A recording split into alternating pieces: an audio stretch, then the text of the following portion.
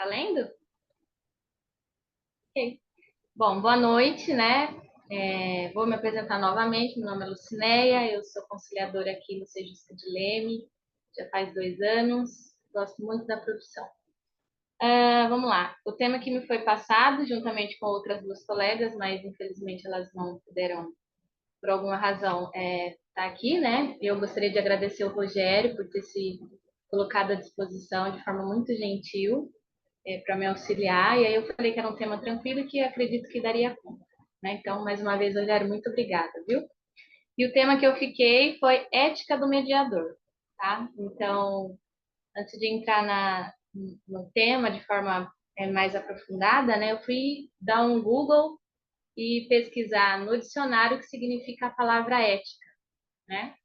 E segundo o dicionário, ética é um conjunto de princípios ligado à ação das pessoas que define quais ações podem ser consideradas corretas ou incorretas, dizendo o que é certo e o errado.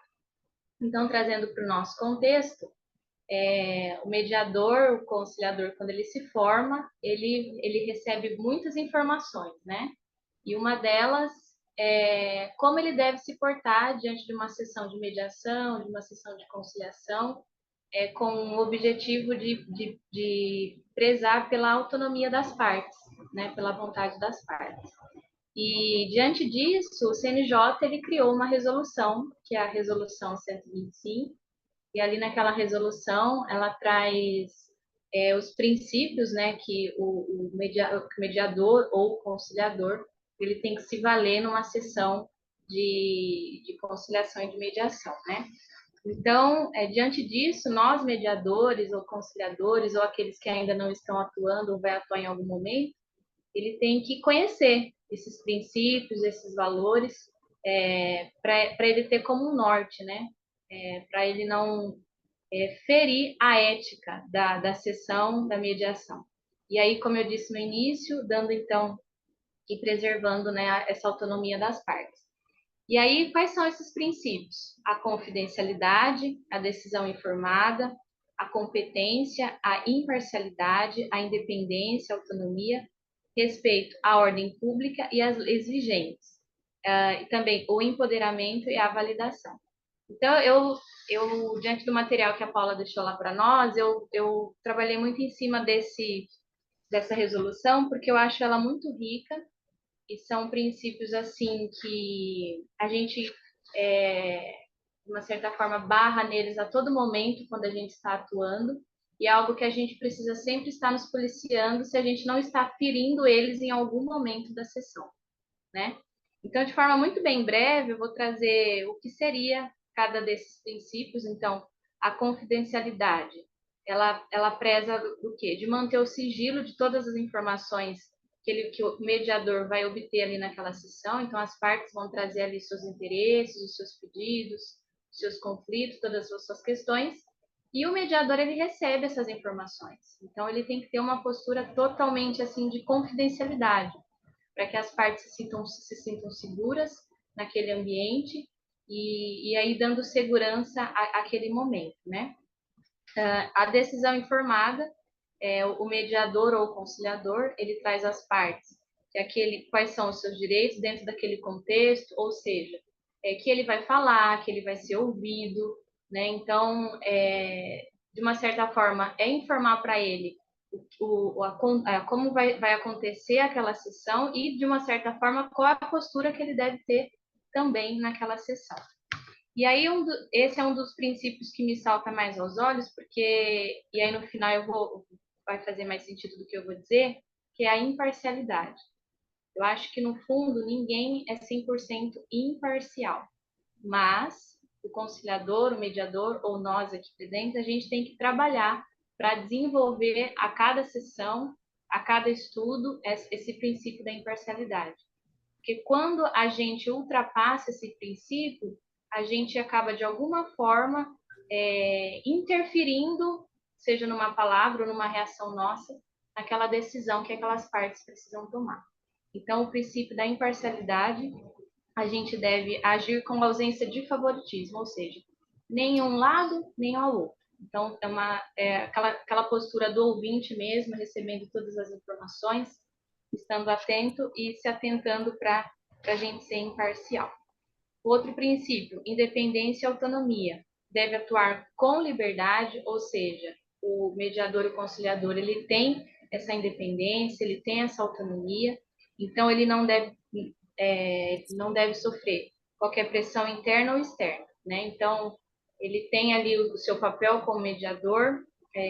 A gente até, em uma das nossas conversas, a gente trouxe que, de repente, pode ser que a gente vai ser, de uma certa forma, coagido, né, diante da nossa postura, às vezes não vamos ser muito bem respeitados, mas mesmo diante dessa situação, a gente tem que lembrar desse princípio e buscar manter essa postura de independência, lembrando as partes e os advogados, se assim tiver presente, que você é a autoridade naquele momento, né? Então, esse também é um princípio importante que dá como norte para o mediador, né?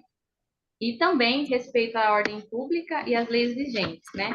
Que, no caso, ela vela para que esse possível acordo entre os envolvidos não violem a ordem pública, ou seja, não infrinja nenhuma lei, né? Não infrinja nenhum direito daquela parte. Mas, assim, é sempre também dando esse cuidado com a imparcialidade, ou seja, naquele momento ele está recebendo as informações, mas também ele está se policiando para que ele não fira nenhum desses princípios. Se ele vem a ferir esses princípios, ele descaracteriza, no caso, a conciliação ou a mediação. E aí o empoderamento, né? E aqui eu penso que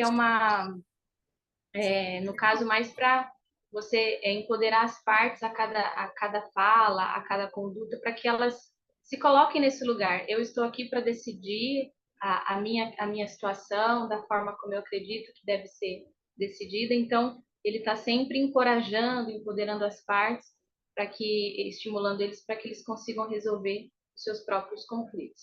A validação, né? O dever de estimular os interessados, né? Para que eles no caso, validar aquela postura positiva diante daquela situação. E a competência, eu acho que aí é uma análise de si mesmo, de você diante daquela situação, se questionar se você se sente competente ou até confortável, vou usar essa palavra, confortável, para lidar naquela situação. Então, de repente, pode ser uma situação que você como que eu posso explicar? Você não tem uma conduta assim que vá te colocar no papel de mediador, né? Então você vamos pegar aqui o caso de família. De repente você não se sinta tão apto, né, para lidar com aquela situação. E isso pode contribuir, isso pode prejudicar ali aquela sessão. Então é importante a gente ser honesto, né? Falar, olha, não me sinto apto, não me sinto competente, não me sinto preparado para lidar com essa sessão. E isso também é uma postura ética do mediador. Por fim, né, a credibilidade. Diante de tudo isso, nessa construção, durante a sessão, você automaticamente, assim eu penso, você vai gerando essa credibilidade com as partes e elas vão se sentindo mais confortáveis naquele ambiente, né? Então, outro ponto também que eu achei muito interessante, que é sempre importante a gente pensar aqui, que nós somos mediadores. E aí nós não somos advogados, nós não somos psicólogos, nós não somos terapeutas. E aí, trazendo para outro contexto, nós não somos engenheiros, né? Então, ter esse discernimento de até onde é o meu papel ali como mediador e como conciliador, né? Mas aí eu também trago a questão do quesito da conciliação. A conciliação, ela nos dá uma liberdade de sugerir algumas possíveis alternativas e soluções. Mas isso não deve ser como algo que esteja à frente do interesse das partes. Em que sentido eu falo isso? É sempre instigar que as partes tragam ali essas sugestões. Mas se porventura nós, como conciliador, perceber que você enxergou uma possível solução e você quer trazer aquilo, é importante, mas sempre como uma sugestão. E aí que é o cuidado. Para quê? Que essa sugestão não soe como uma decisão sua. Que se isso soar como uma decisão, pode ser que as partes você tire das partes essa autonomia, né? E aí, diante disso, foi isso que me saltou mais aos olhos, que eu penso assim que é algo bem desafiador mesmo. Mas é isso, a ética ela dá um norte para o mediador, para o conciliador, e se a gente for para outras profissões, cada profissão vai ter seu código de ética, né, para ter uma conduta assim que respeite, no caso aqui, as partes, né, que respeite a autonomia das partes, a vontade dela. Então, é nesse sentido, que a ética do mediador, a gente precisa se valer desses princípios. Então, é você todo momento estar se policiando, se você não vai estar infringindo nenhum desses valores, nenhum desses princípios, e prezar pela sessão, né, para que a sessão ocorra de forma muito bem ordenada. E aí, diante disso, eu fiquei pensando, como eu disse lá no início, aí eu deixo uma pergunta, né? Eu procurei ser bem objetiva porque é um tema assim, ao mesmo tempo que ele, pelo menos o material que estava lá para nós, ele era bem enxuto, mas ele é muito profundo. É algo assim, não é fácil. Então a gente, em qualquer momento, a gente pode se barrar em algum desses princípios. Então, o princípio que eu acho que assim que para mim eu tenho mais dificuldade é a imparcialidade, porque em qualquer momento você pode começar a sessão totalmente imparcial e no decorrer da sessão você pode estar ali de alguma forma já tendente para algum lado. Então é algo que a gente precisa estar se policiando também. E aí, trazendo para um contexto de cidade pequena, não sei aí como que é para os colegas, tem a questão do impedimento. Então, pode ser que você se depare com uma pessoa conhecida. Eu, por exemplo, aqui, em todos os momentos, às vezes eu preciso, olha, não posso fazer tal sessão porque é um vizinho, ou é um conhecido, ou é um amigo de faculdade. Porque sempre prezando para que as partes não se sintam assim, alguma das partes não se sinta preterida e de repente não causar nenhum constrangimento, né? E muitas vezes as pessoas ficam constrangidas. E aí eu deixo a pergunta para nós aqui, né? Qual o princípio ético que você tem mais dificuldade? Lógico que assim, todos ele vai exigir de nós um esforço, né, para que a gente cumpra isso, mas sempre tem algum que a gente é mais suscetível aí de se perder no meio do caminho, né? Então é isso, eu procurei ser bem sucinta. Não sei se era isso, Paula, me corrija se eu te falei bobeira alguma coisa aqui. A Valéria também já tem uma vasta experiência, né? Então é isso, eu agradeço a oportunidade, gostei muito do tema, porque eu me identifico bastante, me vejo em todos os momentos no meu trabalho, principalmente cidade pequena, né, que a gente tem que ter esse cuidado. Então, muito obrigada, e é isso. Eu que agradeço.